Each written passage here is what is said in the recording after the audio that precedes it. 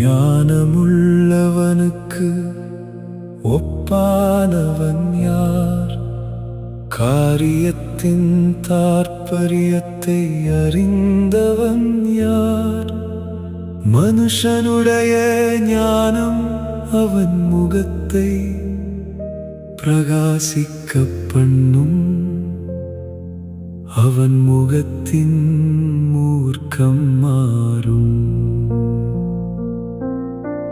ராஜாவின் கட்டளையை கைக்கொண்டு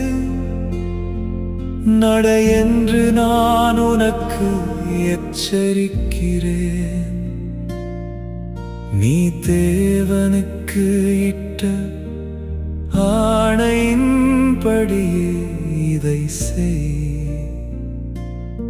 நீ அவன் சமூகத்தை விட்டு விலக துரிதப்படாதே.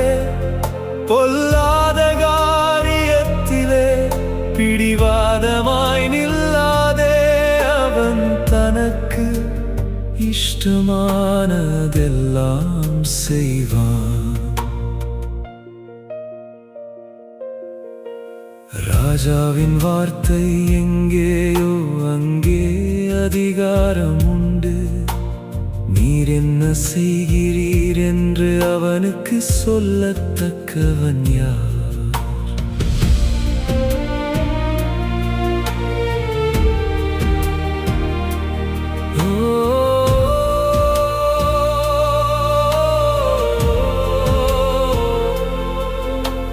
கற்பனையை கை கொள்ளுகிறவன் ஒரு தீங்கையும் அறியான்.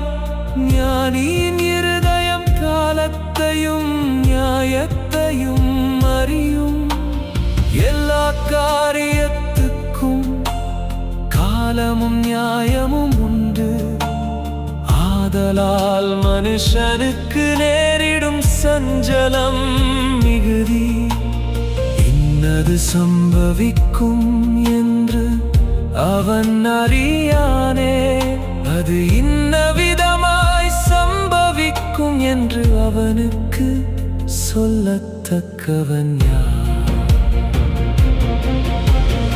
ஆவியை விடாதிருக்கிறதற்கு ஆவியின் மேல் ஒரு மனுஷனுக்கும் அதிகாரமில்லை. மரண நாளின் மேலும் அவனுக்கு அதிகாரமில்லை.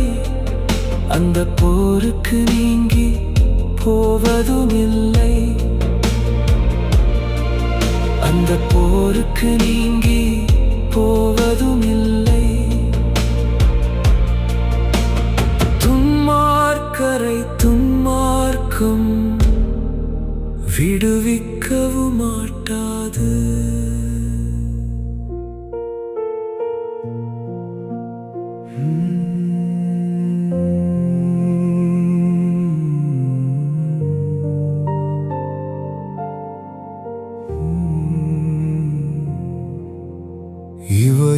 இவையெல்லாவற்றையும் நான் பார்த்து சூரியனுக்கு கீழே செய்யப்படும் எல்லா கிரியைகளையும் சிந்தித்தேன்.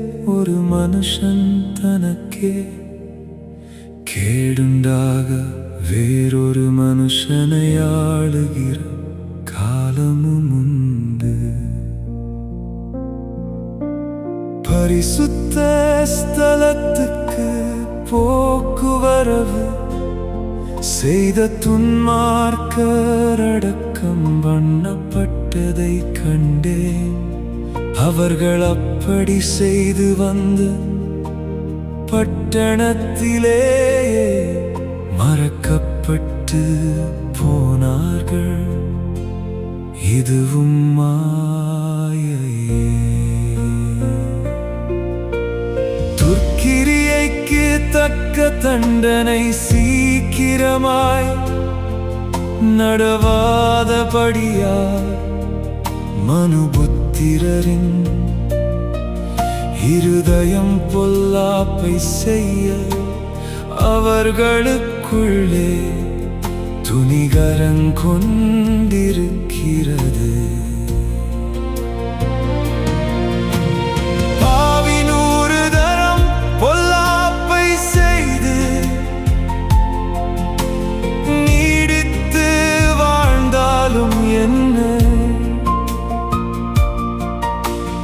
தேவனுக்கு அஞ்சி அவருக்கு முன்பாக பயந்திருப்பவர்களே நன்றாயிருப்பார்கள் என்று அறிந்திருக்கிறேன். துன்மார்க்கனோ நன்றாயிருப்பதில்லை, அவன் தேவனுக்கு முன்பாக பயப்படாதிருக்கிறபடியால் நிழலை போலிருக்கிற அவனுடைய வாழ்நாள் நீடித்திருப்பதுமில்லை. பூமியின் மேல் நடக்கிற வேறொரு மாயையான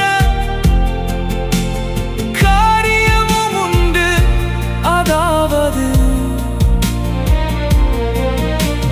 துன்மார்க்கரின் கிரியைக்கு வருவது போல நீதிமான்களுக்கும் வரும். நீதிமான்களின் கிரியைக்கு வருவது போல துன்மார்க்கருக்கும் வரும். இதுவும் மாயை என்றே ஆகையால் நான் களிப்பை புகழ்ந்தேன்.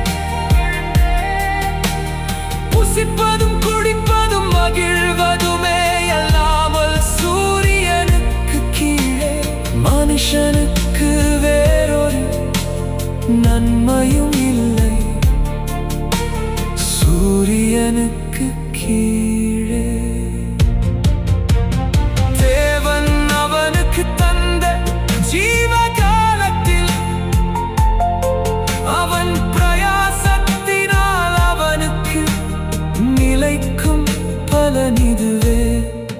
நான் ஞானத்தை அறியவும் மனுஷன் இரவும் பகலும் கண்ணுறக்கமில்லாமல் பூமியிலே